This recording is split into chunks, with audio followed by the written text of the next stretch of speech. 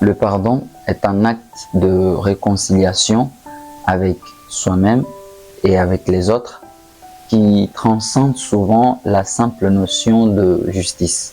Il soulève de nombreuses questions sur la nature de l'humain, ses émotions, ses souffrances et ses capacités à se guérir. La question qu'on doit vraiment se poser est: quelle est vraiment la place du pardon dans notre vie personnelle et collective?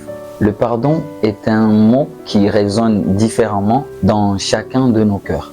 Le pardon est un acte qui peut paraître simple, mais qui est souvent l'un des plus difficiles à accomplir. Pourtant, c'est un acte qui porte en lui une puissance incroyable, une forme de libération.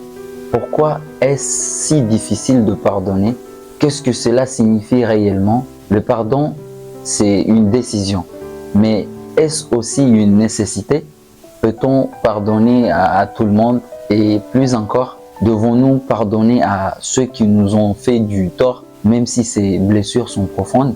Il faut vraiment essayer de savoir et comprendre les raisons pour lesquelles nous pardonnons ou nous ne pardonnons pas, les obstacles que nous rencontrons et la manière dont le pardon peut guérir des blessures émotionnelles, qu'elles soient petites ou grandes. Le pardon, tout d'abord, est un acte de libération. Il ne s'agit pas simplement d'un geste altruiste envers l'autre. Pardonner, c'est avant tout se libérer soi-même du poids, du ressentiment et de la colère.